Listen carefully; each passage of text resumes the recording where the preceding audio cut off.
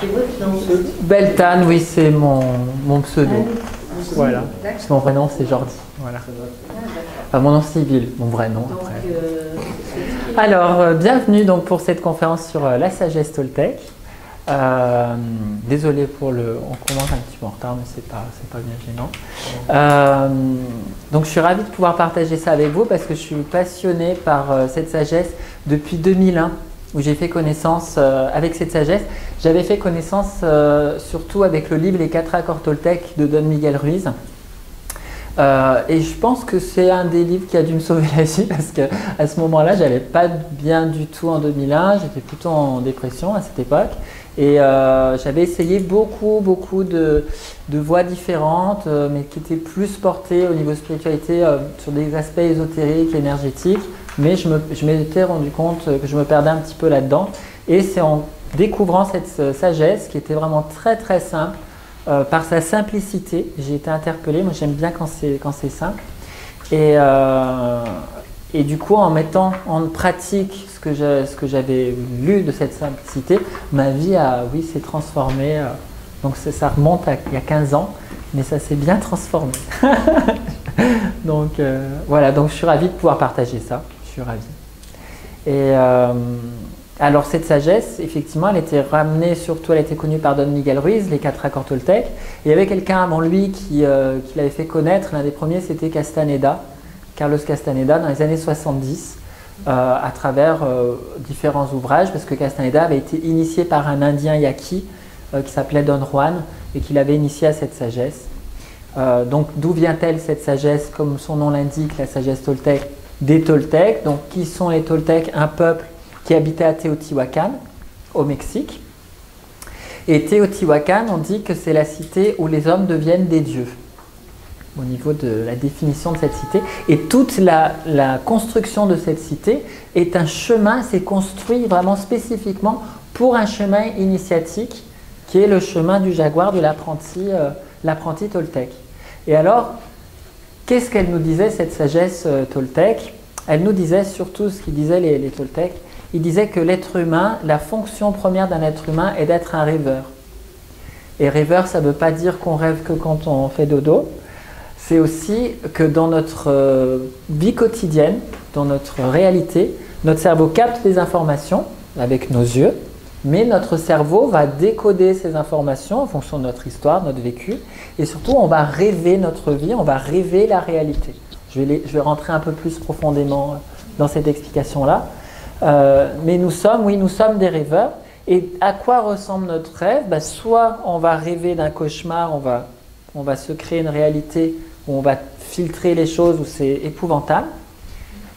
Soit on va créer un paradis et vivre heureux, libre, tel de ce qu'on est fait naturellement. Naturellement, un bébé, un enfant arrive au monde, il est joueur, il est ouvert, il est dans cet état naturel.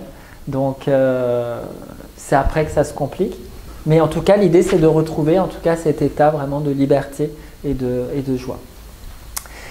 Donc les Toltecs disaient qu'effectivement il y a vraiment la fonction première du cerveau et de rêver. Et donc on a un rêve qui est un rêve personnel que l'on construit et où on est à la fois acteur de ce rêve et à la fois on est les scénaristes, on est les réalisateurs de ce rêve. Alors il y a le rêve personnel et puis il y a le rêve de la société. Alors comment est-ce que la sagesse Toltec, sur quoi elle est basée? Elle est basée sur le fait d'abord de prendre conscience du rêve dans lequel nous sommes, le rêve que nous nous créons, que nous nous sommes créés, comprendre ces mécanismes-là pour pouvoir ensuite retrouver la liberté. La liberté de quoi? Non pas d'être prisonnier du rêve et d'être mené sans conscience par nos propres fonctionnements, nos propres programmes en manière automatique, à réagir de manière dramatique à tout ce qui nous arrive, mais au contraire reprendre conscience de ce qui se passe à l'intérieur pour pouvoir du coup reprendre la maîtrise du rêve et devenir des créateurs conscients du rêve qu'on fait. Donc ce rêve-là, pour prendre conscience de ce rêve-là, ça s'appelle la voie du jaguar. Et pourquoi les Toltecs disaient la voie du jaguar? Parce que le jaguar, c'est un animal qui chasse et qui chasse. Donc pour chasser, le jaguar, il ne fait pas n'importe comment, il ne va pas saisir sa proie n'importe comment, il va d'abord observer comment se comporte sa proie. C'est-à-dire qu'il repère, tiens, elle fait ça, elle sort à telle heure de son terrier, etc. Le jaguar, il observe, il traque, on appelle ça la traque dans la sagesse toltèque. Il va traquer la proie, c'est-à-dire il va vraiment observer. Et quand il connaît bien les habitudes de la proie, bah, du coup, il peut se mettre au bon endroit pour pouvoir la saisir au moment où elle sort. Et c'est quoi la proie dans la sagesse toltèque? Bah, la proie, c'est ce qui se passe dans nos conditionnements. C'est ça en fait. Ce sont nos conditionnements, ce sont nos schémas répétitifs qui sont récurrents, qu'on reproduit, nos schémas mentaux qui font que le rêve dans lequel on vit est un rêve souvent dramatique, cauchemardesque. Donc, c'est d'abord de repérer ça, c'est-à-dire comme un jaguar, observer pour ensuite savoir bah, du coup qu'est-ce qui va se passer dans notre tête, savoir comment on va réagir et anticiper. Puis du coup, bah, quand on saisit la proie, quand le jaguar saisit sa proie, finalement, il la transforme en autre chose, bon, en hachis, mais voilà. Donc, on a effectivement, on a 3 maîtrises dans la sagesse toltèque que je vais écrire ici. La première, c'est la maîtrise. Non, qu'est-ce que je vous dis? On a 2 maîtrises. La maîtrise de la conscience, on appelle ça la maîtrise de la transformation aussi. Donc, effectivement, c'est comme le jaguar, repérer qu'est-ce qui se passe dans notre esprit pour pouvoir en être conscient et sortir du mode de réactivité, faire des nouveaux choix, retrouver son libre arbitre. Et on a aussi la maîtrise de l'intention. Non, je vous dis que des bêtises, excusez-moi. Je vous dis, non, il y a 3 maîtrises. Il y a la maîtrise de la conscience ou la maîtrise de l'attention. Excusez-moi. Il me semblait qu'il y avait 3 maîtrises. Il y a la maîtrise de la transformation. Donc la maîtrise de la transformation, c'est effectivement là, je vais changer mes accords. Une fois que j'ai pris conscience des accords qui existaient en moi, des schémas répétitifs dans lesquels je suis, je veux les changer. Donc je mets des nouveaux accords en place. Et on a une 3e maîtrise qui est la maîtrise de l'intention. Maîtrise de l'intention, ou qu'on peut appeler la maîtrise de l'amour. Et ça, je vous en parlerai un tout petit peu après, qui est un peu plus spirituel, cette maîtrise-là. Alors, on va regarder un petit peu cette maîtrise de l'attention, cette maîtrise de la conscience. Qu'est-ce qui se passe? Comment ça se fait qu'on est effectivement, qu'on vit ce drame? Ben, quand on arrive au monde, on est un enfant c'est comme si on était un ordinateur qui était vierge. Il n'y a pas de programme informatique, il est vierge, donc l'enfant découvre, il est ouvert. Et qu'est-ce qui va se passer? C'est que il va avoir une éducation qui va lui être donnée bien sûr par ses parents en premier. Et là, qu'est-ce qui fait l'enfant? Il rentre en relation avec le rêve, non pas le sien, mais le rêve de la planète, le rêve collectif dans lequel nous sommes. Et dans ce rêve collectif, il y a des règles du jeu. Comment doit marcher une société, parce qu'il fallait mettre des règles du jeu, sinon les gens feraient n'importe quoi. Donc voilà, il y a eu des règles qui ont été mises. Mais quand on arrive au monde, on arrive dans un système de règles qu'on n'a pas décidé soi, mais qui était là bien avant nous. Et il y a des règles surtout, alors des règles de fonctionnement qui peuvent être intéressantes, mais surtout des règles morales, c'est-à-dire on apprend, étant enfant, qu'est-ce que c'est qu'un garçon, qu'est-ce que c'est qu'une fille, comment ça doit se comporter un gentil garçon, comment ça doit se comporter si on est une gentille fille, etc., etc. Et donc, on apprend par un système comme un chien qu'on s'amuserait à domestiquer, ça s'appelle un processus de domestication. C'est-à-dire que vous avez un chien sauvage qui va du coup gambader, être libre. Mais s'il vit dans un appartement, le chien, il faut qu'il se socialise, donc il faut l'éduquer, il ne faut pas qu'il fasse pipi n'importe où. Et donc, comment on fait pour éduquer un animal? On le punit quand il fait une bêtise et on le récompense quand il a fait quelque chose de bien. Donc un enfant, quand on arrive au monde, on devient domestiqué comme un animal par l'éducation qu'on reçoit, ce qui est... Et quand je dis tout ça et je décris tout ça, c'est pas mal, c'est pas bien, c'est simplement, c'est comme ça.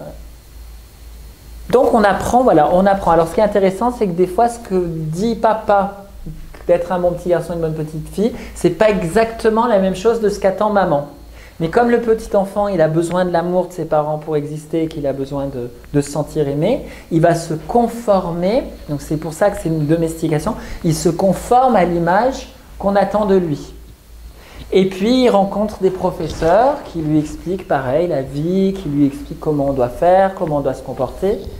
Il rencontre des religions parfois qui lui disent selon la religion des codes aussi, tout un tas de codes, qu'est-ce qui est bien, qu'est-ce qui est mal. Les amis et puis les médias selon ce que la télé va apprendre, ce à quoi il va vouloir ressembler souvent à l'adolescence, hein, tout ce qui est les fans de tout le star system, etc. C'est des notions identitaires où l'adolescent s'identifie à une héroïne ou voilà. Donc ça crée vraiment une image de comment est-ce que je devrais être pour pouvoir être aimé. Et surtout, c'est là qu'il y a le gros mensonge, c'est comment je devrais être pour être parfait. Parce que en fait, ce qui se passe à un moment donné, c'est que dans notre esprit, on en arrive à la conclusion, si on est puni ou on est aimé que si ce qu'on fait c'est bien, acceptable, si ce qu'on fait pas acceptable, c'est mal, on n'est pas aimé, donc on se rend bien compte à un moment donné que finalement, pour être aimé naturellement, c'est pas bien possible. Donc ça veut dire qu'on n'est pas parfait. Donc ça veut dire qu'on doit se changer, qu'on doit faire attention, on n'est pas parfait. On n'est pas parfait pour être aimé. Donc la quête de vouloir devenir quelqu'un d'autre que soi est vraiment constante par ce besoin d'amour. Et d'ailleurs c'est intéressant parce qu'il n'y a que les êtres humains qui font ça. Vous prenez des animaux, c'est l'instinct, c'est... l'animal, vous allez dire à un loup, vous allez vous promener dans un bois et puis il y a un loup qui chasse des lapins pour les manger. Vous n'allez pas dire au loup, écoute loup, fais un travail sur toi quand même. Un loup ne devrait pas manger de lapin, tu devrais faire du travail sur toi-même, c'est inacceptable. Le loup ne se pose pas ce genre de questions, le loup a faim et c'est sa nature, il va manger, voilà. Bon, ben nous les êtres humains, on n'est pas comme ça, on a différentes personnalités, différents besoins, mais on cherche non seulement, on ne s'accepte pas donc, comme on est en réalité, donc on ne s'aime pas, et en plus on n'aime pas les autres parce qu'on voudrait les conformer à comment ils doivent être, et encore plus dans les relations de couple où là c'est vraiment, comme l'amour, l'enjeu de l'amour est fort, ben, du coup on veut souvent vraiment se conformer aux attentes de l'autre. Donc ce qui fait qu'au bout d'un moment, on avance, et puis il y a vraiment un poids qui pèse, parce qu'à un moment donné, on ne sait plus trop qui on est, parce qu'entre ce qui était d'être un bon petit garçon, de ce que disait le papa, puis de ce que disait la maman, puis de ce que dit la société, etc. Finalement, c'est beaucoup d'images de perfection qui sont toutes inatteignables les unes que les autres, mais surtout toutes aussi assez vastes et différentes. Et c'est pour ça que dans notre esprit, on a beaucoup de voix en même temps. À moins que je sois le seul à qui ça le fasse, mais il faudrait que je m'inquiète. Mais effectivement, on a vraiment beaucoup de voix. Donc ça veut dire qu'à un moment donné, quand on a une décision à prendre, on a du mal à prendre cette décision parce que entre ce que j'ai envie de faire, mais oui, mais ce qu'il faut que je fasse, et en même temps non, parce qu'il faut aussi faire ça, au bout d'un moment, c'est plus. Et c'est là qu'il n'y a plus de liberté, qu'il y a une vraie domestication qui existe, c'est qu'en fait, on n'est plus libre de faire le choix originel, c'est-à-dire qui correspond vraiment à notre identité propre, naturelle. On ne peut pas le faire parce qu'il y a tout le conditionnement qui est là et qui parle dans l'esprit. Et ça, les Toltecs appelaient ça le mitoté.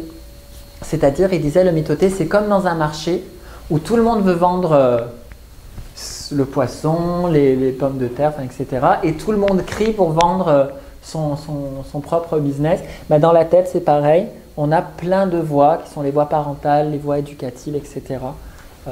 Qui font qu'on a du mal. On a du mal à savoir finalement dans toutes ces voix qui est-ce que je suis et qu'est-ce qui est vraiment le choix authentique de qui je suis. Donc on se conforme.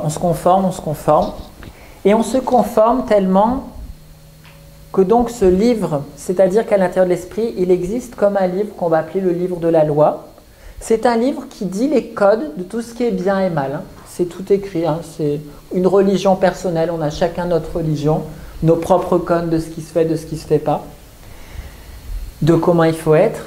Et avant, quand on était enfant, c'était plutôt l'extérieur qui nous punissait. C'est-à-dire, soit on obéissait à ce livre de la loi, on était récompensé, soit on désobéissait, on était puni. Mais en grandissant, on finit par y croire. Et on y croit si profondément qu'on n'a même plus besoin d'être puni par l'extérieur, on finit par se punir soi-même. C'est-à-dire, dès que je fais un comportement, une action qui n'est plus en accord avec mon système de croyance, mon système de pensée, qui est un rêve absolu, parce que c'est nous qui avons créé ça, nous sommes des rêveurs, c'est nous qui avons généré ce système-là. Dès qu'on ne correspond plus à ça, il y a automatiquement qu'est-ce qui va arriver dans l'esprit, ce que les Toltecs appelaient le parasite. Et le parasite, c'est quoi? C'est dans l'esprit. Alors, chez les Toltecs, ils diraient que c'est une entité réelle, vibratoire. Bon, après, moi, j'en sais rien. Ça, c'est pour moi des croyances, peut-être. Mais en tout cas, ça s'appelle le parasite. Et c'est le juge qui arrive dans la tête et qui va détecter tout ce que je fais, c'est bien, c'est mal, non, tiens-toi mieux comme ci, parle mieux comme cela, et là comme ça, c'est pas bien, etc. Et qui va détecter, c'est bien, c'est mal, tout ce que font les autres. Donc il va juger, et dès que, imaginons, donc je dis imaginons je fais quelque chose qui ne correspond pas au juge, qu'est-ce qu'il fait le juge? Il va punir. T'es trop nul, t'es pas assez ceci, t'es pas... Ah, encore une fois, et on le dit des fois, ah, mais c'est pas possible, qu'est-ce que je suis bête encore, voyez?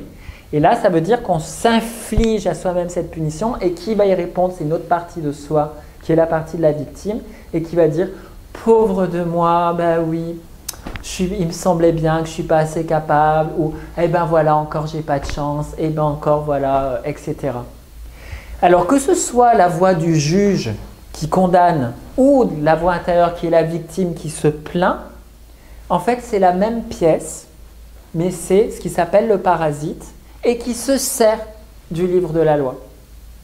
Et donc effectivement nous ne sommes plus libres. Donc là il faut prendre d'abord conscience de ça, parce que tant qu'on croit qu'on est libre dans notre tête, il est libre Max. Tant qu'on croit qu'on est libre, on peut pas, il faut d'abord prendre conscience c'est quoi les accords dans lesquels je suis qui dirigent absolument ma vie. Et la vraie question à se poser c'est quoi? C'est est-ce que profondément ces accords-là, est-ce que je suis d'accord avec eux? Est-ce que ces accords-là génèrent un beau rêve dans ma vie? Est-ce que ça génère de la beauté? Est-ce que ça génère de l'amour? Ou est-ce que quand je regarde un petit peu les fruits de ce que ça génère, est-ce que je me rends compte que finalement ça crée beaucoup de conflits, beaucoup de drames, etc. Donc effectivement, d'abord, ça veut dire je vais reprendre un petit peu ces accords. Alors le chemin c'est là où ça commence à se compliquer. Donc là, c'est la traque. C'est effectivement commencer à rentrer dans une observation de soi. Et donc, on est ici dans la maîtrise de l'attention et de la conscience et de se dire, j'observe quels sont mes automatismes. Alors, il y a des petites techniques comme ça. Et d'ailleurs, des petites techniques comme faire sonner, par exemple, des petits trucs sympas. On peut se dire, tiens, je vais faire sonner mon réveil à telle heure dans la journée. Et quand ça sonne, à ce moment-là, je devrais noter à quoi est-ce que j'étais en train de penser, quels étaient les jugements que j'étais en train d'émettre et qu'est-ce qui se passait dans ma tête. Et si vous programmez votre réveil comme ça à sonner, essayez plusieurs fois dans la journée, vous allez voir que vos centres de préoccupation et d'intérêt, vos préoccupations sont vraiment régulières. Elles sont automatiques. Pouf, pouf, ça revient, ça revient, ça revient. Il y avait une autre technique, c'est de se dire à chaque fois que je passe devant une porte ou dans l'angle d'une porte, je m'arrête et je me dis tiens alors qu'est-ce qui se passait dans ma tête à ce moment-là, à quoi j'étais en train de penser. Et ce qui est rigolo, c'est le soir quand vous arrivez, vous vous rendez compte de toutes les fois que vous êtes passé devant des portes sans faire l'exercice. Ce qui montre qu'effectivement il y a un petit programme qui est aux manettes et hop, hop, hop, il régit la marionnette de manière complète. Alors ça marche bien pour les religions, ça marche bien pour la politique, parce que du coup oui, c'est des programmes qui sont mis, qui sont tout faits pour des personnes qui ont besoin de cette structure, dans leurs besoins, ils ont besoin de cette autorité, une autorité extérieure qui va leur dire, mais la liberté ne se trouve pas là. La liberté ne se trouve pas ni dans un dogme, ni dans une religion, ni dans un mouvement. En tout cas, c'est de se dire quel est moi dans mes besoins et ma propre vision. Qu'est-ce que je veux? Donc d'abord, c'est vraiment d'observer, effectivement. Vraiment d'observer. Avant de savoir ce qu'on veut, c'est d'observer. Et toutes les sagesses, il n'y a pas que la sagesse Toltec. Je vais expérimenter pas mal de sagesse. Ça nous parle toujours de quoi? De l'observateur intérieur. Dans les spiritualités, l'observateur intérieur, que ce soit n'importe, donc Toltec, peut-être les bouddhistes, ils en parlent. Bon, je sais plus qui, mais bon, beaucoup. Souvent les sagesses orientales quand même. C'est vraiment cette partie qui va être à l'intérieur de soi et qui va observer sans jugement, hein, parce qu'il ne s'agit pas de se dire, parce que le parasite est très malin. Hein. Vous commencez à rentrer dans ce cheminement. Et puis vous allez vous dire, ah ben voilà, j'étais encore en train de penser à ça.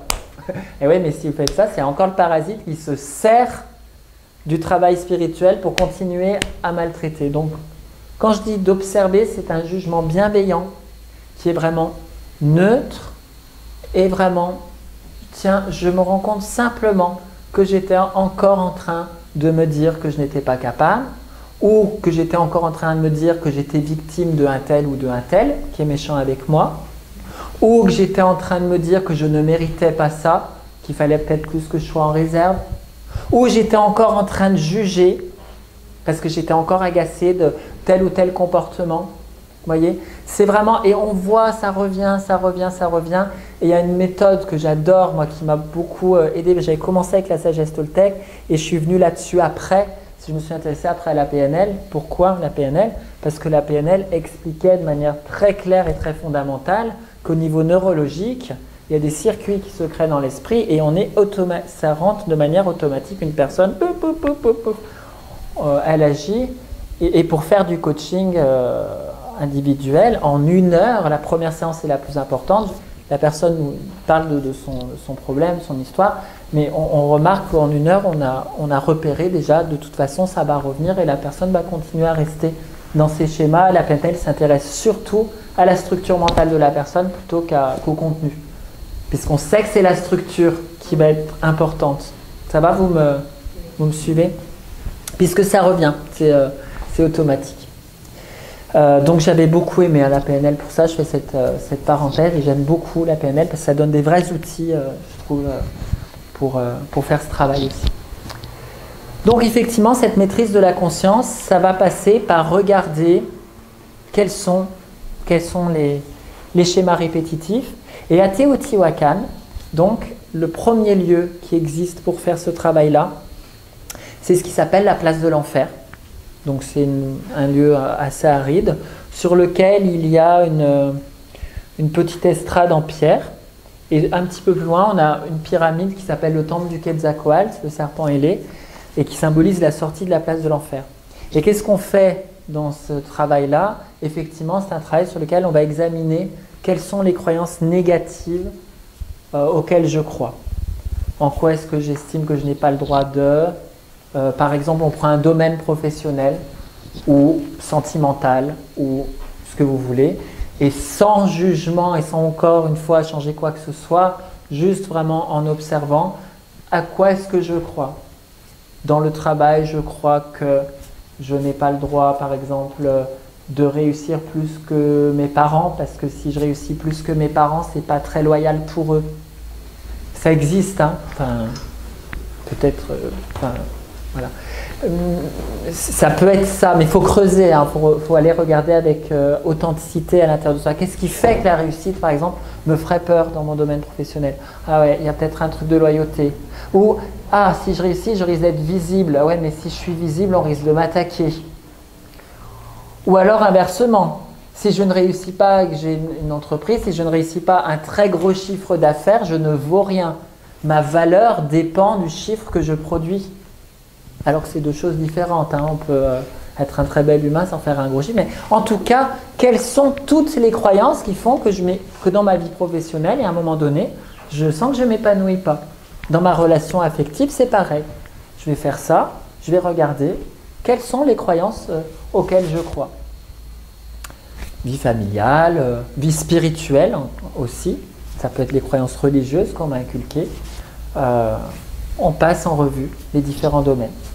On ne les trouve pas tous d'un coup, c'est un chemin de longue haleine, mais en attendant, c'est intéressant de trouver une croyance, et une croyance va toujours, de toute manière, dans le cerveau de la personne, s'auto-valider par elle-même. Imaginons, je vous donne cet exemple, imaginons qu'une personne se dise, dans sa croyance, elle dit « Je remarque que dans mes relations sociales, je porte la croyance qu'on ne m'aime pas. » J'aime bien donner cet exemple. Donc la personne le pense, elle se dit « Oui, mais dans mes relations sociales, généralement, les gens ne m'apprécient pas. Hein. Je crois à ça parce que c'est quand même ce que j'ai vécu. » Mais regardez comment la personne crée sa réalité à partir de son propre rêve. Si je pense que je ne m'aime pas et que je suis invité à une soirée où je ne connais pas les gens qui seront là, c'est l'anniversaire d'un ami et je suis invité à cette soirée. Je me rends à l'anniversaire, mais avant de m'y rendre, vu que j'ai cette croyance, qu'est-ce que je ressens? De la peur. Je suis un petit peu... ouais, je vais aller à cette soirée d'anniversaire, mais vu que les gens ne m'aiment pas en général, j'y vais un peu à reculons, quoi. Donc comment je vais me comporter à cette soirée si j'ai peur? Je vais être un peu en retrait. Et si je suis un peu en retrait, qu'est-ce qu'ils voient les gens? Ben, ils voient quelqu'un en retrait. Est-ce qu'ils ont envie d'aller lui parler? Non. Donc, qu'est-ce que je vis comme expérience? Les gens ne viennent pas me parler. Donc, conclusion, décidément, il me semblait bien qu'on ne m'aimait pas. Et voilà comment j'ai validé le rêve qui se passait dans mon esprit. Et comment je me le suis créé. Alors qu'une personne qui va se dire une autre croyance, en général, on m'aime bien. En général, je passe bien. Ben, on l'invite dans ses émotions, elle se sent détendue, cool. Elle se rend dans le lieu, ouverte, curieuse. Et puis, ben, qu'est-ce qu'ils font les gens? Ils voient quelqu'un d'ouvert, de curieux, ils vont lui parler aussi. Décidément, en général, moi je passe bien. Mais c'est le rêveur qui en réalité dirige le rêve de sa vie, puisque ce qui se passe à l'extérieur, l'attitude des personnes à l'extérieur de nous, sont en résonance avec notre propre attitude envers eux. Donc dès qu'il y a un petit truc avec une croyance, ça se sent peut-être pas au niveau de la parole, mais ça va se sentir dans le comportement. Dans le comportement de la personne, on va voir, tiens, et en PNL on remarque ça beaucoup aussi, j'aime bien faire des ponts sur la PNL, mais je trouve ça génial, faire les ponts entre la PNL et la sagesse Toltec. On observe les personnes, un truc qui s'appelle le calibrage, vraiment d'observer quelqu'un, et on peut vraiment observer les attitudes de la personne, est-ce qu'elle est dans une attitude d'accueil, de retrait, etc. On peut vraiment voir, et c'est ça, et ce qui est intéressant, c'est que c'est intéressant de le voir consciemment, mais de toute façon, l'inconscient, il le voit. Ce qui fait que des fois, vous allez dire, cette personne, soit je la sens bien, soit je la sens pas. Mais c'est parce qu'en fait, vous avez repéré des choses. Inconsciemment, vous avez déjà repéré des choses. Du coup, je me suis perdu. Oui, j'en étais à la place de l'enfer. Donc voilà, on repère ce genre de croyance. Et ce genre de croyance, qu'est-ce que ça a généré? Qu'est-ce que ça a généré? Donc du coup, ça va être quoi la deuxième étape? À Teotihuacan, on a une grande avenue qui, après la sortie de la place de l'enfer, qui s'appelle l'allée des morts. Et alors, les Toltecs, quand j'ai connu ça, je disais, oh, c'est un peu morbide, mais en même temps, c'est vraiment une vraie sagesse. C'est de prendre conscience de notre propre mortalité. Et surtout, voilà, que les choses sont dans l'intempérance, je crois que c'est comme ça qu'on dit. Les choses changent en permanence. Ce qui veut dire que ce qui est vivant aujourd'hui, à un moment donné, sera mort. Donc ça, c'est d'avoir conscience de ça. Et surtout, ce qui m'est arrivé dans mon passé, c'est vivant que parce que dans mon rêve intérieur, je le rends vivant.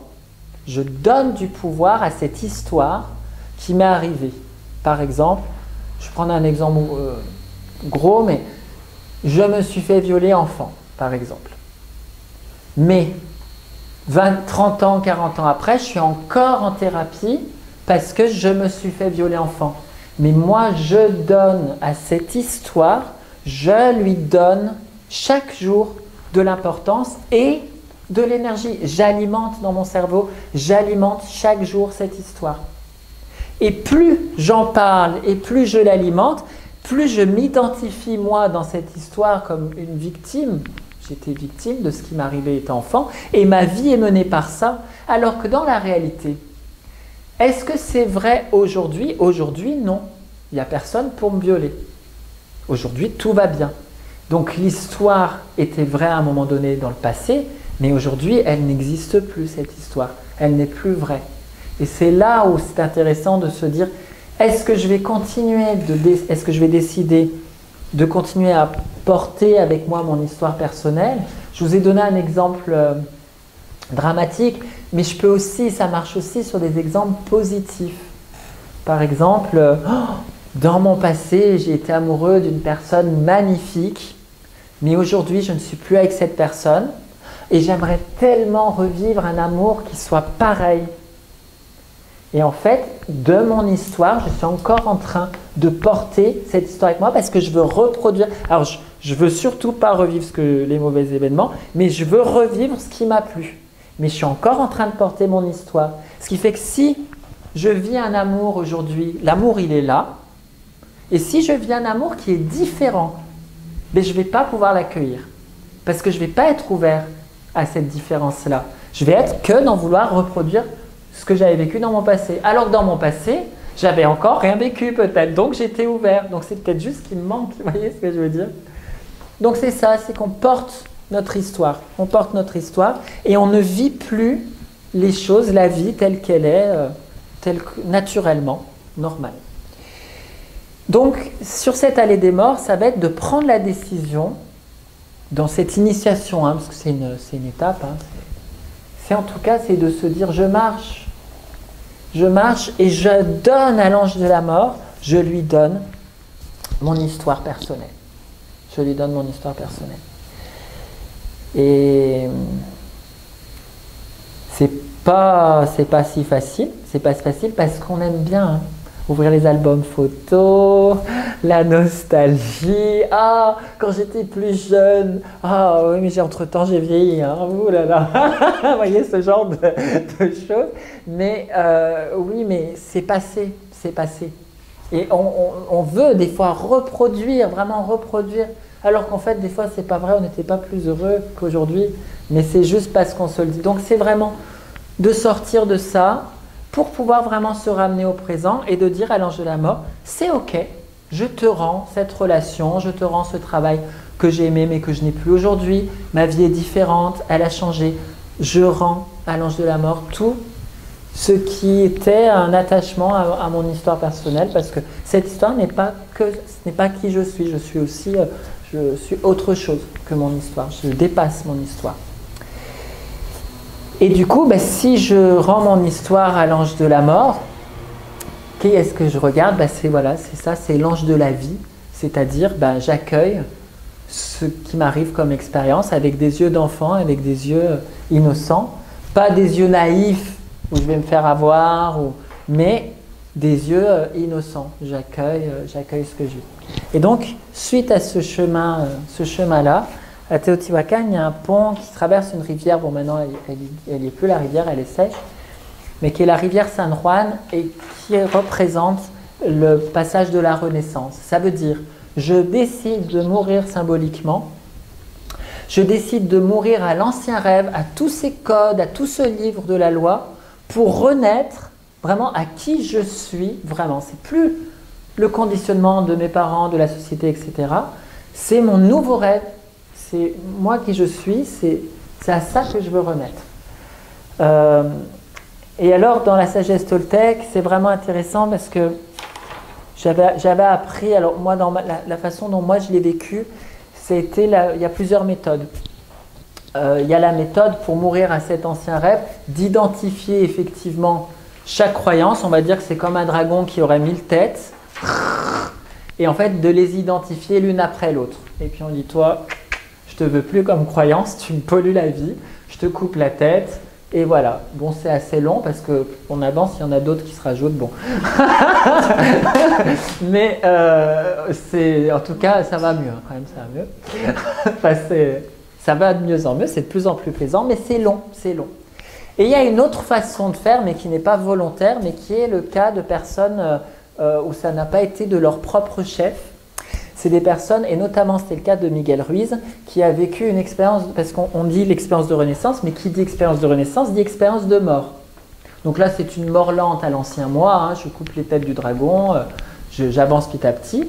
Et puis il y a les gens, comme Miguel à qui c'est arrivé, qui vivent une expérience de mort par un accident, ou quelque chose dans leur vie, un événement dramatique, qui fait qu'à un moment donné, ces personnes-là vont vraiment croire qu'elles vont mourir. Et c'était le cas de Miguel, parce que Miguel Ruiz avait eu des parents qui étaient vraiment dans cette tradition-là, il avait une mère guérisseuse, etc. Puis lui, avant de parler de la sagesse toltèque, il était chirurgien quand même. Voilà, puis il ne voulait pas ces trucs spirituels, ça ne l'intéressait pas. Et il a vécu un grave accident de la route qui fait qu'il a fait une NDE, Near Death Experience, et il s'est vu sortir de son corps, etc. Il a connecté à d'autres dimensions. Et là, il a pu, à un moment donné, prendre conscience que non, que quand il est sorti de son coma, parce qu'il est resté dans le coma longtemps aussi, et quand il est sorti de son coma, c'est là où ça a vraiment révolutionné complètement son système de pensée, et où il s'est dit, de toute façon, je vais mourir, alors je veux vraiment vivre ma vie en étant un homme libre, et qui dépasse mes propres limitations, mes propres croyances. Donc on a des personnes comme ça qui vivent ces expériences-là et qui renaissent de cette manière. Bon, voilà, c'est des gens qui n'ont pas choisi, mais pour les autres, effectivement, c'est un travail qui est plus conscient d'aller identifier un par un. Ça peut être, ceci dit, je pense qu'il peut y avoir des événements qui sont des chocs, hein, qui sont salutaires, hein, des fois dans la vie. Ça peut être un divorce, ça peut être une perte d'emploi, ça peut être un événement qu'on va juger comme étant désastreux sur le moment, mais en réalité qui va nous obliger à un moment donné de rebondir d'une certaine manière que le schéma mental dans lequel on était, pour pouvoir s'en sortir et survivre, à un moment donné, on est de toute façon obligé de le changer. Donc ça peut être comme ça aussi que ça se fait. En tout cas, dans l'initiation toltèque, c'est conscient, on décide à un moment donné que les vieilles croyances, on veut y mourir. Mais comme on dit dans la sagesse toltèque, si on décide juste d'enlever une croyance négative et qu'on ne remet rien d'autre à la place, vu que notre fonction principale est de rêver et que le cerveau humain est un rêveur, ben du coup, la vieille croyance, qu'est-ce qu'elle va faire? Elle va revenir. Donc la première place à Teotihuacan qui arrive dès qu'on traverse la Renaissance, c'est ce qui s'appelle la place de la tentation. Et en fait, la tentation, c'est quoi? La tentation, c'est de recommencer, même que j'ai dit je changeais ma vie, je change ma vie, je change ma vie, mais c'est de recommencer à reproduire encore une fois les mêmes schémas. Donc ça veut dire, j'ai pris conscience de ces croyances, j'ai pris conscience de ce que je faisais, et là je vais me dire, à partir d'aujourd'hui, je mets un nouvel accord en place. Je prends une décision que la prochaine fois, je ne réagirai plus de cette manière, ou je n'agirai plus comme ça, ou je prendrai les choses avec du recul. Par exemple, ça peut être... si je peux vous donner cet exemple rigolo, quand j'avais commencé ce métier il y a 6 ans, je faisais pareil, je faisais des petites vidéos comme ça, et sur internet, il y avait des gens qui marquaient « Ah, c'est quoi ce gourou ?» et tout. Puis ça me choquait, mais je disais « Ah non, mais je suis pas un gourou. » Mais vraiment, ça me blessait. En plus, non seulement ça me mettait en colère, mais ça me blessait. Parce que c'était pas mon intention. Et un jour, quand j'ai fait ce travail, j'ai dit non, est-ce que tu décides d'être d'accord, de réagir émotionnellement à ce que les personnes pensent de toi? Et il y a eu un jour, j'ai dit non, je ne suis plus d'accord avec ça. Donc, je le sais que ça reviendra, parce que ça revient, hein, ça revient. Donc, comment est-ce que la prochaine fois que ça revient, qu'est-ce que je décide? Qu'est-ce que je décide de me dire? Et puis, en fait, j'avais trouvé l'astuce. Je m'étais imaginé que les personnes qui m'écrivaient ça, j'avais imaginé quelqu'un avec des lunettes. Enfin voilà, je m'étais dit, tu sais pas qui est derrière, donc imagine-toi quelqu'un un peu débile. Et je m'étais dit, la prochaine fois que je reçois un commentaire comme ça, tu imagineras, je m'étais fait ce nouvel accord, tu n'auras qu'à imaginer que c'est quelqu'un qui est un peu débile derrière son ordinateur et qui... Voilà. Et ça m'a mis une espèce de recul en fait. Et le fait de se mettre, effectivement, de savoir, tiens, telle chose me vexe, telle chose me perturbe et je sais que ça va revenir. Mais à partir du moment où je sais que ça va revenir, il faut que je me mette un nouvel accord et surtout une nouvelle façon de voir, puisque je suis un rêveur. Donc une nouvelle façon de voir ce qui est en train de m'arriver. Parce que tant que je n'ai pas mis un nouvel accord, c'est l'ancien qui va revenir. Donc c'est ça que les Toltecs appelaient la place de la tentation. La tentation, c'est effectivement quelles sont dans le rêve extérieur les tentations que je vais vivre qui font que je vais reproduire. Alors ça peut être, j'avais un participant dans un stage comme ça, sa tentation c'était, toute sa vie il n'avait fait que travailler dans l'alimentaire, faire du rayonnage dans les supermarchés et il voulait faire autre chose, n'importe quoi d'autre, et il n'y avait pas d'ambition précise, mais il ne voulait plus faire ça. Mais comme dans son CV, c'était marqué que des expériences de supermarché et de rayonnage, c'était difficile pour lui d'aller postuler sur d'autres emplois.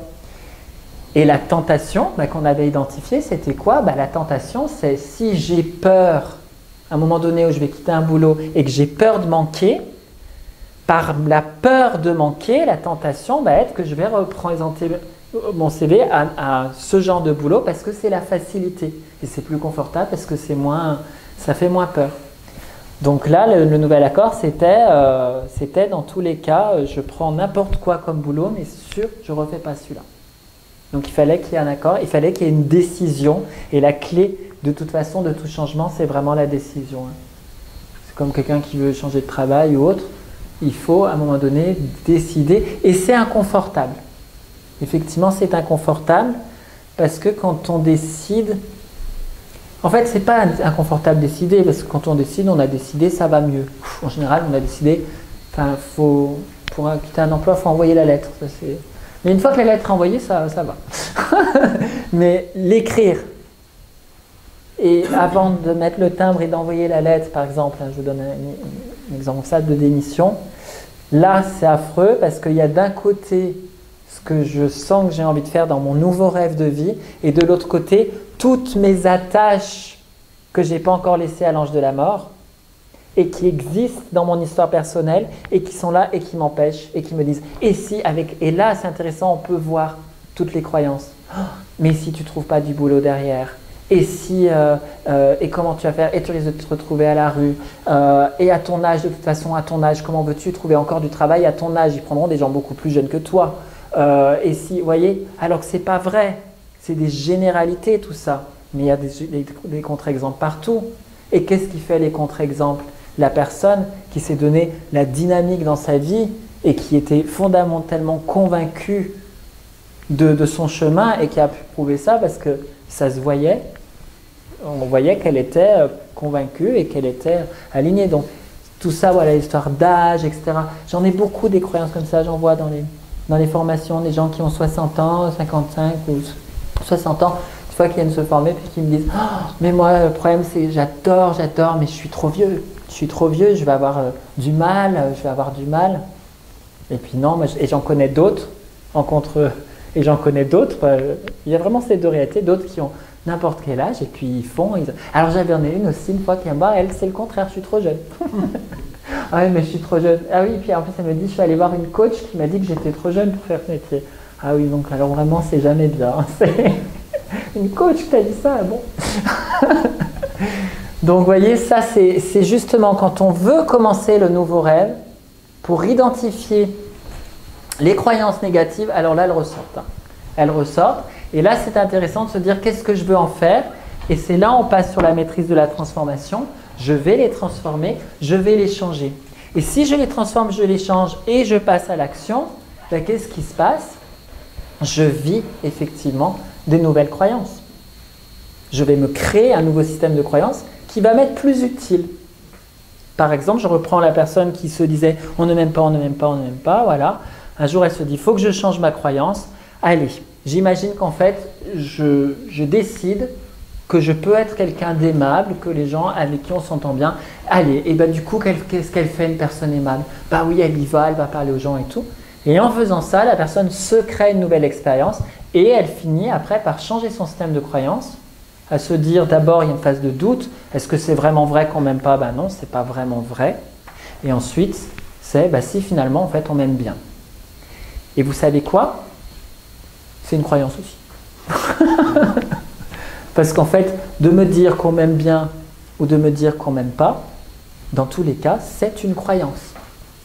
C'est ce que je me dis et c'est en fonction de ce que je me dis que je justifie le scénario, l'histoire de ma vie pour donner un sens, pour donner du sens à ma vie. Donc c'est autant choisir l'idée de la maîtrise de la transformation, c'est de se dire je choisis mon modèle de croyance qui m'est utile. Donc il y a cette place de la tentation. Et puis il y a vraiment un travail qui est sur les émotions aussi, parce qu'on est aussi conditionné dans nos émotions. Il y a vraiment un conditionnement qui est là. Selon ce qu'on a développé comme habitude, des gens qui sont très habitués à la tristesse et qui vont vous trouver pourquoi est-ce qu'ils pleurent, pourquoi est-ce qu'ils sont malheureux, et souvent, ou des gens qui sont en colère, et puis ça revient aussi. On a aussi des mécanismes, ça c'est vraiment purement au niveau du système dans le cerveau, on a vraiment des mécanismes où l'amygdale elle envoie des neuropeptides dans le corps et ça crée des dépendances émotionnelles. Ça peut être aussi des dépendances émotionnelles au niveau de demandes affectives. J'ai besoin de me sentir reconnu, par exemple dans le travail ou autre. Donc plus j'en fais, plus je veux être de la reconnaissance, parce que quand on me donne de la reconnaissance, je rencontre ce shoot qui me donne un shoot émotionnel et qui me remplit, qui me donne cette émotion que j'aime tant. Et nous sommes dépendants de nos émotions.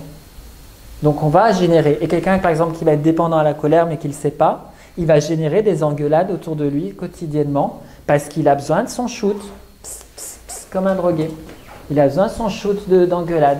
Quelqu'un qui va être porté sur la mélancolie, il va avoir à un moment donné besoin, c'est un besoin, d'écouter des chansons tristes ou un truc comme ça, mais à un moment donné, il faut pleurer quoi. Sinon ça ne va pas, j'ai besoin de mon shoot émotionnel, il faut que je pleure. Ou voilà, faut que j'ai de la reconnaissance, ou faut que j'ai ci, faut que j'ai ça. On a des dépendances comme ça, qui sont des dépendances émotionnelles. Donc c'est intéressant aussi d'aller voir ça et de se dire, est-ce que finalement, à un moment donné, cette dépendance émotionnelle, est-ce qu'elle n'est pas un peu trop? Et est-ce que finalement, ce n'est pas elle qui dirige absolument toute ma vie? Donc d'aller regarder ça. Et puis à un moment donné, de se dire, et là c'est plus tard à Teotihuacan, on a le temple du jaguar, et qu'est-ce qu'il fait le jaguar? En fait, il va se dire, ça serait quoi finalement si je sors des conditionnements, des règles, il ne faut pas, je ne peux pas, je ne mérite pas, ça serait quoi vraiment la vie que j'aimerais avoir? Et je m'autorise à rêver, pour pouvoir créer des nouveaux accords ici, il va falloir que je m'autorise vraiment à rêver comme un enfant. Quand j'étais enfant, c'est quoi qui me faisait rêver? Et là, si je rêvais, ça serait quoi? Quelle serait ma vie? Ça serait quoi l'idéal? Qu'est-ce que j'aimerais croire au niveau de moi, au niveau professionnel? Qu'est-ce que j'aimerais croire sur moi? Qu'est-ce que j'aimerais croire sur les autres? Au niveau de ma vie affective, qu'est-ce que j'aimerais croire? Au niveau de mon apparence physique, quand je me regarde dans un miroir, est-ce que je veux continuer à croire que je ne ressemble à rien? Il y a du vécu. Ou est-ce que je veux me dire que je suis très beau et comme chacun, voilà, est-ce que je veux encore valider les critères de beauté qui ont été fabriqués par des couturiers, ou est-ce que je veux... Qu'est-ce qui me rend heureux? Qu'est-ce qui me rend heureux?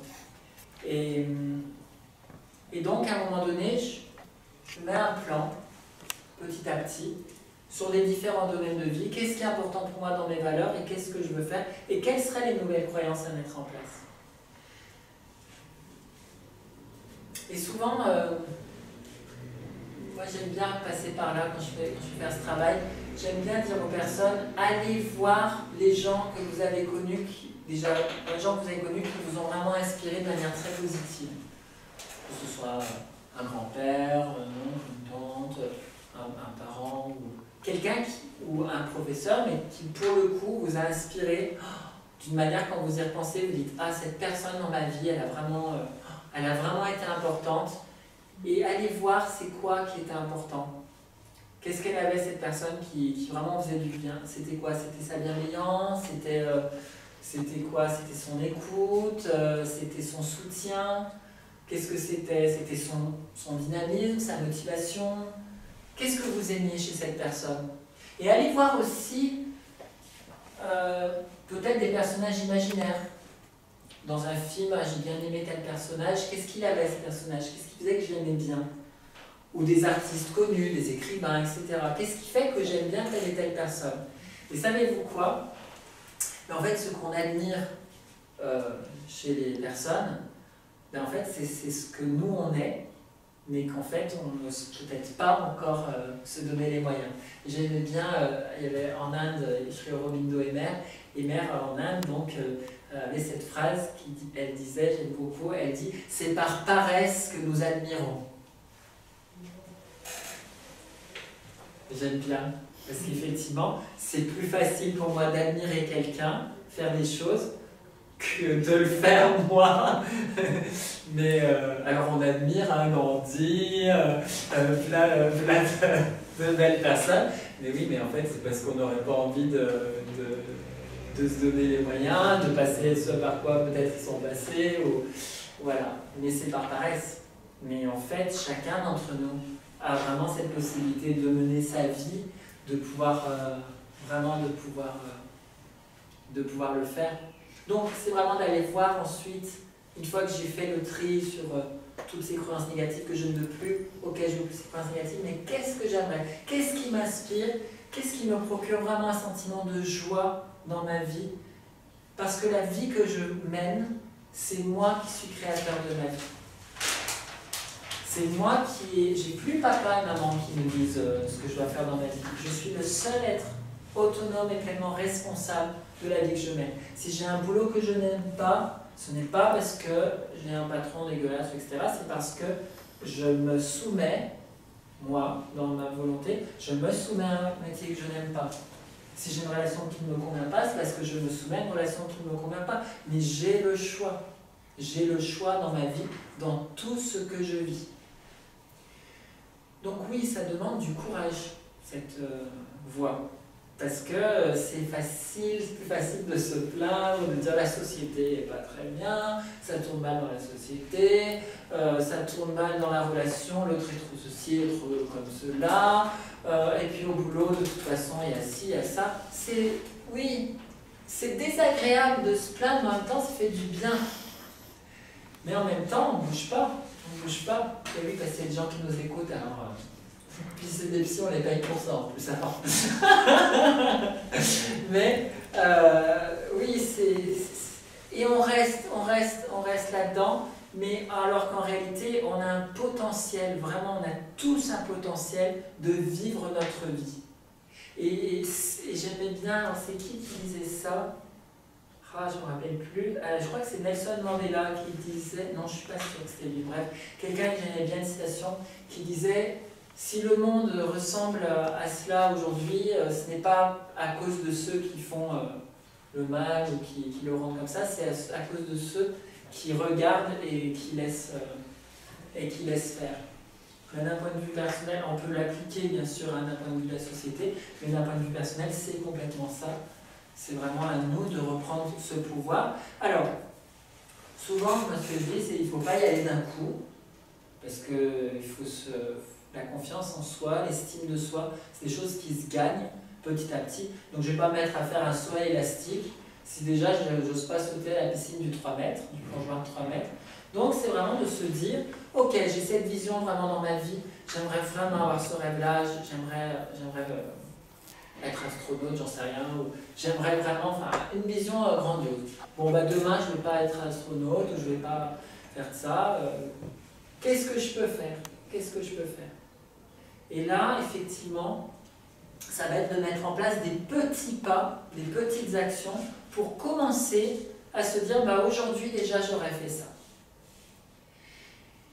Et ce qu'il faut être conscient, c'est que quand on commence ce chemin à vraiment réaliser notre rêve, donc du coup on a des nouveaux accords qui sont super, ça c'est des accords qui sont choisis, mais comme le système, et là il faut en être conscient, comme le système éducatif et le parasite se sert de quoi? Il se sert du livre de la loi, quel qu'il soit, que ce soit un livre de la loi écrit par la société, par les parents, négatif, ou un livre de la loi choisi personnellement, super, motivant, très beau, etc. Le parasite, il est toujours là, et il va continuer à opérer à partir du livre de la loi. Donc il va continuer à dire, par exemple, si j'ai un très beau projet, et que je décide de faire un petit pas, je décide de mettre une action, et que je la fais, mais imaginons un jour je suis un peu fatigué et je ne le fais pas complètement. Là, le parasite il va arriver, il va dire, t'as vu, hein, tu voulais créer ton nouveau rêve et tout, bah, t'as vu comme t'es nul, t'arrives même pas à pouvoir, c'est-à-dire qu'il va continuer, il n'a plus emprise sur le rêve extérieur, donc il va commencer à chercher une emprise à partir du rêve intérieur. Mais il garde le même fonctionnement. Donc c'est important d'avoir conscience que ce parasite mental, ce fonctionnement de culpabilité, il est enraciné et qu'il faut vraiment être vigilant pour le démasquer. Et pour ça, j'aime beaucoup le 4e accord Toltec qui dit de faire de son mieux. Parce qu'à partir du moment où je fais de mon mieux, ça veut dire quoi? Ça veut dire que quand je décide de faire quelque chose, je me mets à 100% dans ce que je fais. Et 100%, ça ne veut pas dire 90%, donc effectivement, c'est vraiment d'y aller à fond, mais ça ne veut pas dire 150% non plus, parce que si je fais 150% un jour, le lendemain, j'en fais plus que 50%, donc ça ne va pas être bon. Mais c'est de se dire, à partir du moment où je fais de mon mieux, ben, j'arrête quand j'ai le petit juge mental qui arrive et qui dit « Ah, c'est pas... Ouais, mais là, vraiment, de manière honnête, ça demande beaucoup d'honnêteté ce chemin, de manière très honnête, j'ai fait de mon mieux. » Ben, si j'ai fait de mon mieux, le parasite se diminue et c'est ok. Donc ça veut dire que quand vous choisissez votre nouveau rêve de vie et que vous rentrez dans ce nouveau rêve, cultivez-le vraiment avec des bases de bienveillance et de compassion et d'amour envers vous-même. Ça veut dire, ok, je mets en place un nouveau rêve, mais si les choses ne se passent pas exactement comme je les ai prévues ou comme je les voulais ou de la manière dont je voulais être, c'est ok, c'est pas grave. Je continue à m'observer quand est-ce que je recommence de me juger, de me maltraiter, etc. Et je m'accueille de là où j'en suis. Parce que ça ne nous viendrait pas à l'idée d'un bébé qui apprend à marcher et qui tombe par terre, ça ne nous viendrait pas à l'idée de lui dire « Mais c'est pas possible de retomber, tu vois bien que tu es tombé 10 fois déjà, quand est-ce que tu vas apprendre à marcher ?» Ça ne nous viendrait pas à l'idée de faire ça. Hein. On sait que le bébé, il a besoin d'un temps où il va marcher, tomber, tomber, sans arrêt, 2000 fois, je crois, apparemment, d'après les statistiques. Mais nous, quand on se lance, quand on veut changer par rapport à notre nouveau rêve de vie, et qu'on met en place des nouvelles choses qu'on n'a pas l'habitude de faire, ben, on se juge. Et en général, au bout d'une fois, 2 fois, ça n'a pas marché, ah ben, c'est que je n'arrive pas, je ne suis pas capable. Non, non. J'y vais, c'est ok, je fais de mon mieux, et je recommence, vraiment avec amour, avec compassion, je recommence, jusqu'à ce que j'apprenne et que j'arrive. Et on n'est pas plus bête que n'importe qui. Il s'agit juste vraiment de croire en soi et de pouvoir vraiment s'encourager à y aller petit à petit, progressivement. Et c'est pour ça que cette place à Teotihuacan de tentation, de travail sur les émotions, ça se fait après la Renaissance parce que c'est ce fameux petit bébé qui marche et puis qui tombe. Donc il est dans ce nouveau rêve, mais en même temps, il fait encore des maladresses. Donc ça, c'est vraiment la base du travail. Il y a un autre travail qui se fait aussi à Teotihuacan. Je surveille l'heure parce qu'on fera une pause à un moment pour que ce soit plus agréable pour vous, sans ça fait beaucoup d'infos. On fait un travail après qui est aussi plus en profondeur sur la relation qu'on a pu avoir avec les parents. Donc on commence avec la mère, qui est à Teotihuacan, symbolisée par la pyramide de la lune. Et c'est pour regarder au niveau féminin, dans la mère, qu'est-ce que ma mère m'a apporté comme exemple du féminin, qu'est-ce qu'elle m'a enseigné, qu'est-ce que j'aime chez ma mère, que je garde, mais qu'est-ce que je rejette. Et en fait, c'est vraiment un processus, j'aime beaucoup cette sagesse parce que, en fait, on se rend compte que ce qu'on rejette souvent chez nos parents, ou chez les gens qu'on aime, ce qu'on va rejeter chez eux, généralement, c'est des miroirs de ce qui se passe à l'intérieur de nous. C'est des choses qu'on n'apprécie pas, des choses sur lesquelles on a eu un jugement fort sur soi, et on a eu un tel jugement fort qu'on ne s'aime pas, et en fait, ce manque d'amour, on le reporte sur l'autre. Alors, par exemple, on ne va pas le faire sur vos parents, mais pensez, parce que là, c'est pas mieux, on va penser comme ça pour que vous puissiez comprendre ce processus. Je vous proposerai à tous de penser à une personne qui vous agace un peu, on va faire sur un truc léger, une personne qui vous agace un petit peu, d'accord?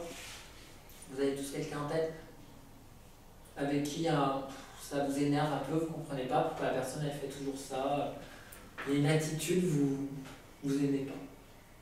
Ça va? Vous avez tous quelqu'un en tête? Oui? Oui.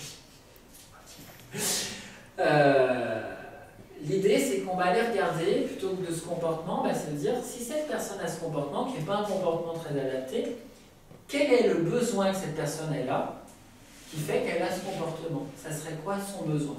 On va imaginer... Je vais vous donner un exemple. On va imaginer, vous voyez quelqu'un qui gueule sur son gamin pour lui dire mais c'est pas possible d'avoir des notes pareilles à l'école, mais enfin voilà. Et vous dites mais non, mais le gamin il va pas mieux apprendre parce que le père est en train de lui gueuler dessus, quoi. Et ça vous énerve. Quand vous voyez quelqu'un comme ça qui gueule sur ses enfants, ça vous contracte et là vous n'êtes plus dans le paradis sur terre, vous êtes dans l'enfer, vous dire mais c'est pas possible, et ça, allergie. Et là, si je me dis, mais qu'est-ce que c'est son besoin, cette personne qui gueule comme ça? Ah, en fait, il doit se faire du souci pour son gamin. Et vu qu'il se fait du souci pour son gamin, en fait, ce qu'il veut, c'est que ce qu'il a besoin, c'est que son gamin ait des bonnes notes. Et comme il veut tellement que son gamin ait des bonnes notes, il est en stress. Et du coup, il veut lui imposer, du coup, il le manifeste de manière stressée. Ah ouais, ça va pas cette attitude, mais je comprends le besoin. Et là, regardez-vous. Et dites-vous, est-ce que moi, par hasard, il m'est arrivé dans ma vie d'être stressé par rapport à l'un de mes besoins pour l'autre, par bienveillance pour l'autre, et de me mettre moi aussi à lui parler d'une manière qui du coup n'était pas du tout adaptée, mais parce qu'en fait j'avais vraiment ce besoin à remplir, et du coup, au lieu de le dire gentiment, j'étais comme cet homme, comme ce père qui gueule sur ses enfants, j'étais pareil. Ah ouais, je me souviens, j'ai un souvenir là qui m'arrive, et je me rappelle, effectivement, j'ai eu cette attitude un jour. Ah, et quand je repense à ce souvenir, quelle est l'image que j'ai de moi-même? Ah, non, mais heureusement, je suis plus cette personne aujourd'hui, où, ah, quand je fais ça, je m'aime pas. Ah, là, je viens de voir que je ne m'aime pas dans mes incompétences, dans quelque chose que je n'arrive pas à faire.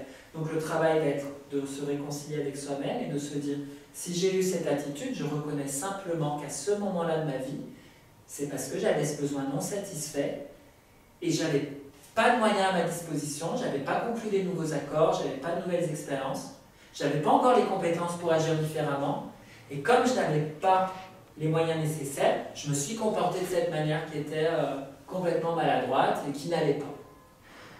Et là, je prends cette partie à l'intérieur de moi, je reprends ce souvenir et je me dis, ok, je me pardonne. Ok, je m'accepte, et même si j'étais comme ça, je me pardonne, j'ai évolué plus tard, mais c'est ok, tant pis, c'est pardon, quoi, c'est ok. Et je m'envoie de l'amour, je m'envoie de la compassion. Et en fait, vous allez voir que si je m'envoie de l'amour et que je m'envoie de la compassion sur cette personne que je n'ai pas aimée de moi-même, quand je vais voir cette personne qui gueule sur son gamin, au lieu de ressentir du rejet et de la colère, c'est magique, je vais ressentir de la compassion pour la personne qui est en train de faire ça. Je vais dire, le comportement, c'est dommage ce père comme il s'y prend. Il s'y prend comme ça avec son enfant, c'est tellement dommage. Bon, c'est dommage aussi pour le gamin, en l'occurrence. Mais c'est aussi dommage pour cet homme, c'est-à-dire que je suis plus dans le vous voyez, je suis plus dans une énergie d'attaque, je suis dans une énergie au niveau du cœur, il y a quelque chose qui s'ouvre, qui fait que je ne valide pas le comportement. C'est pas pour ça qu'il faut aller gueuler sur tout le monde, je ne valide pas le comportement, mais la manière dont je vais vouloir corriger ça, au lieu d'aller le voir et je vais lui dire, mais tu te rends compte comment tu gueules après tes gamins, et toi tu te rends compte comment tu gueules après, non. Ouais, c'est pareil, mais au lieu d'aller le voir pour lui adresser le reproche de cette manière, je vais y aller, je peux communiquer, mais je vais y aller avec une ouverture du cœur qui fait qu'il y a quelque chose d'autre qui va se passer, parce que je vais lui faire part de ce qui me gêne, mais en même temps, je suis dans un espace de compassion. Je suis dans un espace de compassion et d'accueil, ce qui fait que mon énergie, elle est complètement différente au niveau de la relation. Donc c'est vraiment un travail intéressant à faire au niveau relationnel et qui en plus permet de grandir en amour pour soi, puisque plus je grandis en amour pour moi-même, en amour inconditionnel, plus je peux accueillir les autres. Si je passe ma vie à me rejeter, à me regarder dans la glace, à dire qu'est-ce que je suis moche, ah, je suis pas assez ceci, je suis pas assez cela, mais dès que je vois quelqu'un qui passe ceci, cela, je vais dire ah, qu'est-ce qu'il est moche, vous voyez, mais c'est normal. Mais plus j'arrive à m'accueillir, plus je regarde l'autre avec des yeux d'amour. Je regarde le monde, la beauté, j'aime bien cette expression-ci qui dit la beauté est dans l'œil de celui qui regarde. Donc ce travail-là qu'on fait au niveau relationnel, on le fait sur la mère. Qu'est-ce que j'ai rejeté chez ma mère et en quoi est-ce que ma mère finalement, il y a des choses qu'elle a fait et que moi aussi, ou que je suis pareil, j'étais pareil aussi. Et puis dans la pyramide du soleil, Teotihuacan, c'est le même travail par rapport au père aussi. L'accueil et le pardon. Donc la sagesse toltèque, c'est vrai qu'il y a vraiment un travail sur le pardon qui permet de guérir, parce que c'est vrai que souvent on dit ok, je veux avancer, je veux avoir plus de... faire grandir l'amour à l'intérieur de moi, j'aimerais être vraiment beaucoup plus ouvert, beaucoup plus dans l'amour. Et l'outil toltèque, mais qui existe dans d'autres spiritualités aussi, mais l'outil principal dont on se sert, c'est le pardon.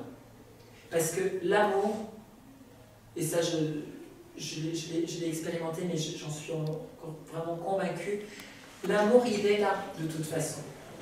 On est amour. Naturellement, il n'y a pas besoin d'inventer, de créer l'amour. L'amour, c'est ce qu'on est. Il y a juste besoin de déconstruire qu'est-ce qui empêche cet amour. Donc pour déconstruire ça, c'est vraiment le pardon. Mais si je veux pardonner à l'autre, il faut que je puisse me pardonner à moi-même ce que j'ai fait, sortir de la culpabilité, m'accueillir. Donc vraiment l'outil du pardon fait grandir en amour de soi. Et là, c'est quelque chose qui grandit et je deviens quelqu'un qui peut du coup de plus en plus donner. Et là, on en arrive sur la troisième maîtrise, qui est la maîtrise de l'intention et de l'amour. Non, oui, il y avait les Toltecs, mais il y avait aussi les Grecs, ils avaient différents mots pour dire amour. Ils avaient le mot Eros, qui est l'amour du désir. Je prends, j'ai besoin d'affection, j'ai besoin de... Vous voyez, j'ai besoin de ce que l'autre va me donner. Je prends, je prends. Et ça, c'est un amour qui fait souffrir. Parce qu'il part cet amour d'un manque. J'ai un manque intérieur, j'ai un manque à combler, et je vais prendre chez l'autre. Et on parlait des drogues au niveau des émotions, mais les drogues affectives, c'est pareil. Hein. Donc dans une relation, ça peut être, il y a le dealer, c'est celui qui aime le moins, et le drogué, c'est celui qui aime le moins, qui n'est pas dépendant, et le drogué, c'est celui qui est dépendant. Et le dealer, il a le pouvoir sur son drogué à lui dire, bah, si tu veux de la drogue, il faut que tu fasses ci, il faut que tu fasses ça, et qui contrôle la relation.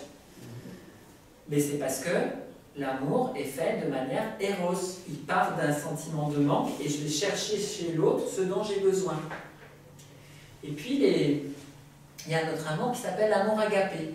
Et là, l'amour agapé, c'est quoi? Les Grecs disaient l'amour agapé, c'est l'amour qui donne. C'est-à-dire la personne, elle a de l'amour, elle a tout ce qu'il faut, son cœur est débordant d'amour pour elle-même, elle n'a pas besoin qu'on l'aime, parce qu'elle s'aime. Alors, ben, du coup, elle peut donner. Qu'on l'aime ou pas, c'est pas grave, elle donne sans condition. Et puis il y a l'amour du milieu qui s'appelle philia, c'est l'amour... Alors je trouve que l'amour agapé, ça se retrouve quand même beaucoup quand une mère ou un père viennent d'avoir leur enfant et que l'enfant est bébé, il y a vraiment ce sentiment d'amour inconditionnel, d'acceptation totale. Bon après quand les enfants grandissent, ça change, mais... mais je pense qu'on touche cet amour-là, en tout cas au niveau parental, c'est ce qui est plus, voilà, c'est ce qui est plus proche. Et philia, c'est l'amitié, c'est-à-dire je prends en même temps, je donne aussi, voilà, c'est un échange. Mais du coup, effectivement, dans la maîtrise toltèque, la maîtrise de l'amour, c'est plus je développe d'amour en moi, plus je vais pouvoir aimer et apporter à l'autre.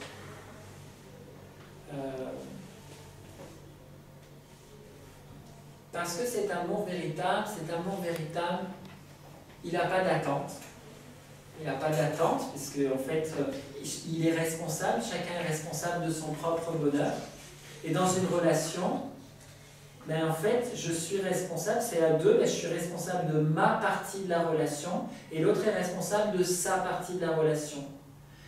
Ça veut dire que si l'autre rentre et qu'il ne va pas bien, et que je cherche absolument à vouloir le sauver, à lui dire « mais si, allez, va mieux, va mieux, va mieux » et tout, allez pas mettre votre nez là-dedans.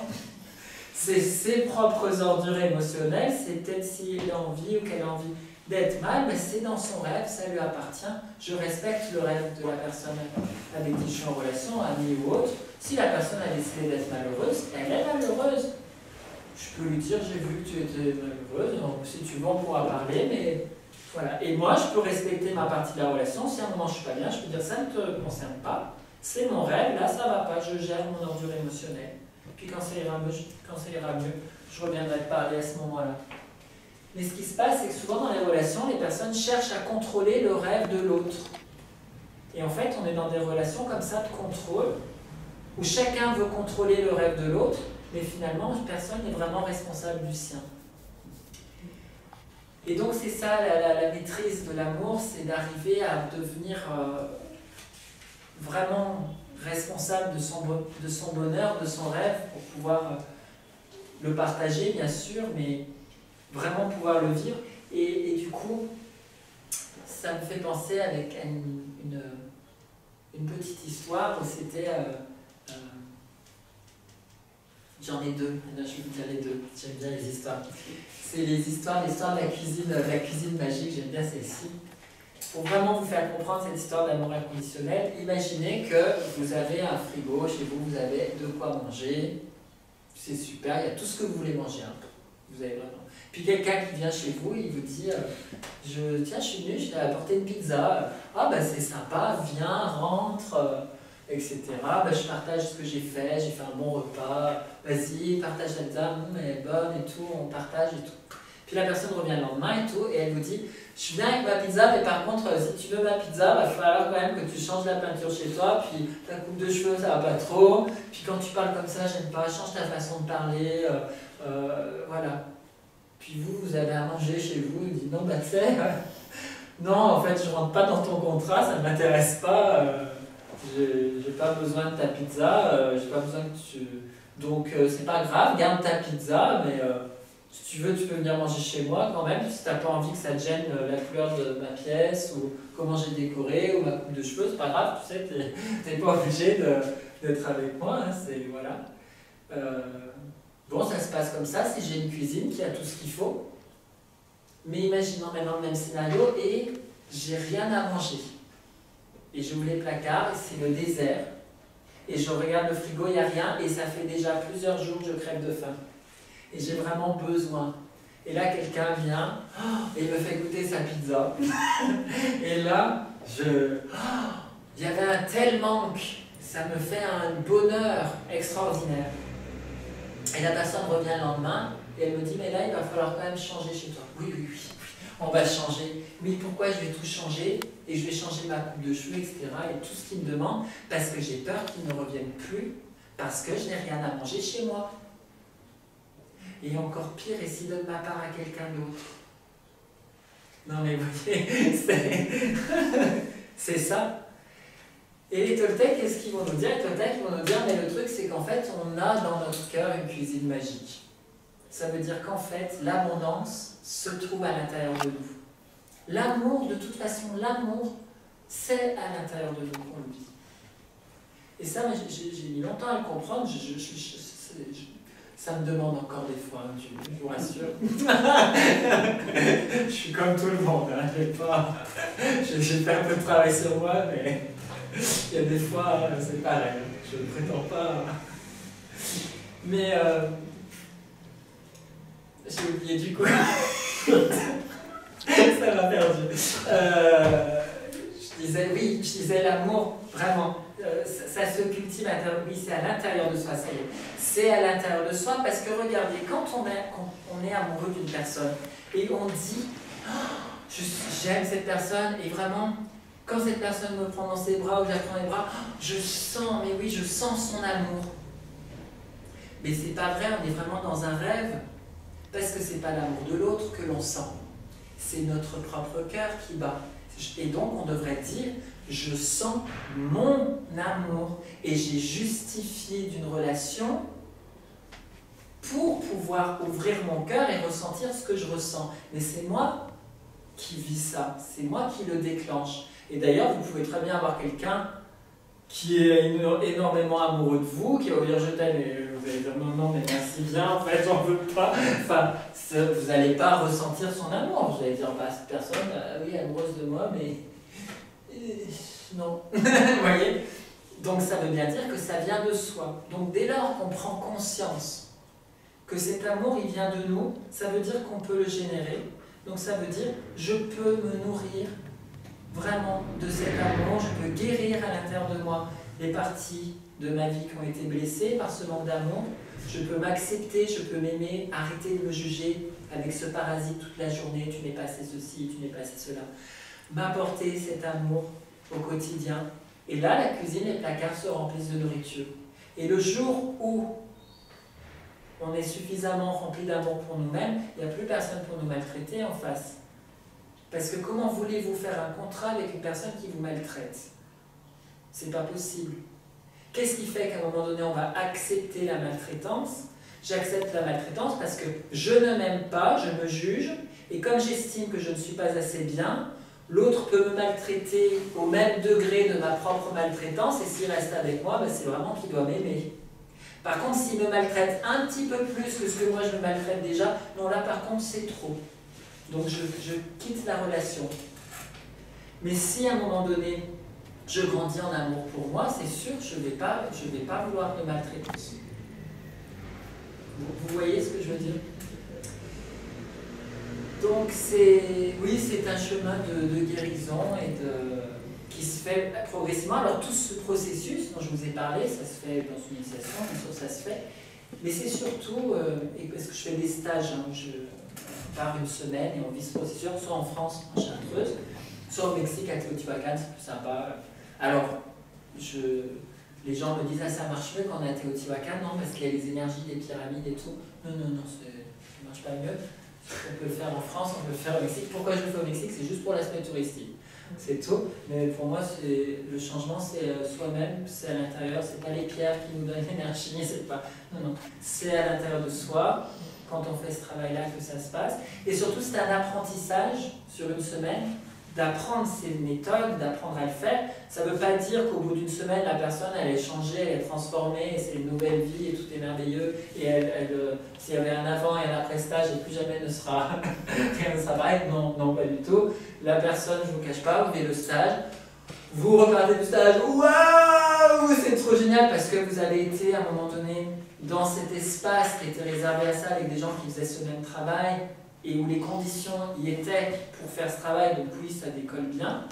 Puis après, la personne rentre chez elle, et oui, c'est là que le travail commence, mais le processus, ce qui intéresse, c'est pas d'aller vendre du rêve, mais c'est pas d'aller dire aux gens, vous allez être transformé à la sortie du stage, non.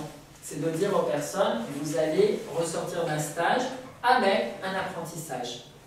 C'est-à-dire qu'après d'avoir appris ces étapes et de les avoir expérimentées surtout par différents exercices, ben du coup je sais faire.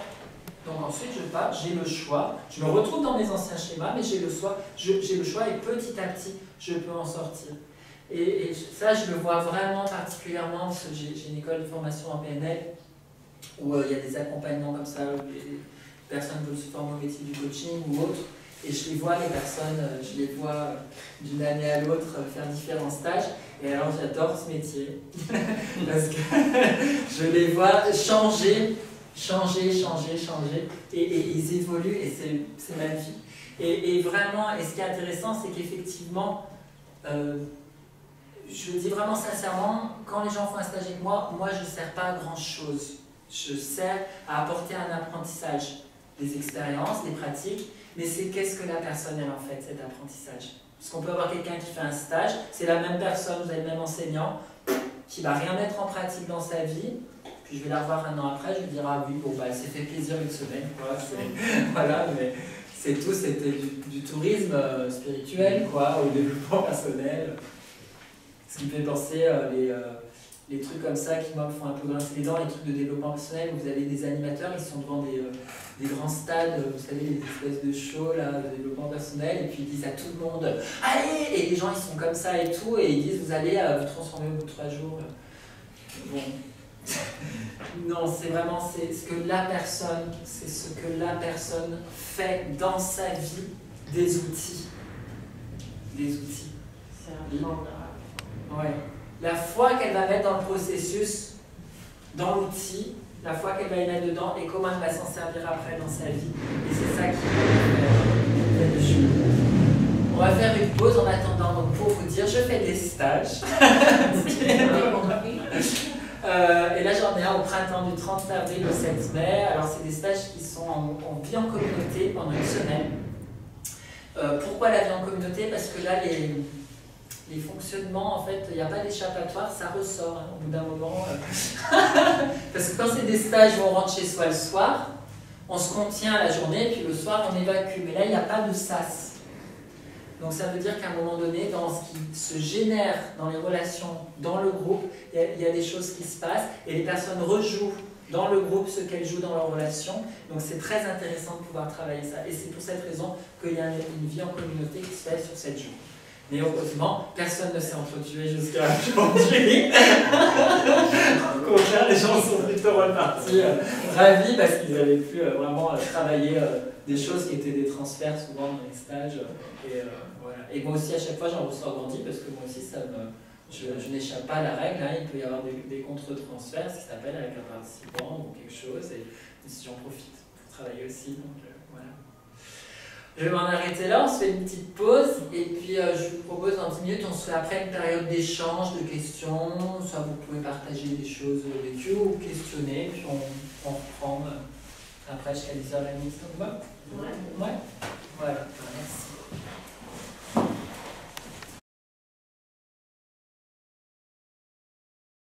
Point rouge, ah voilà. Donc là, tu as zoomé comme il faut? Oui, là, je voilà. Donc là, j'explique, blablabla, blablabla. Bienvenue chez les Toltecs. Voilà. I wanna dance. Donc, bienvenue à la sagesse Toltec. La sagesse, il est quoi? Personne qui arrive. Donc, la sagesse du serpent, le jaguar et l'aigle. Donc vous prenez des champignons, vous les mangez et vous faites un bon plan et tout va bien, tout va mieux. Votre dépression est terminée et on chante « Mangez-moi, mangez-moi, mangez-moi ». Et on finit tout ça après. Voilà. Alors.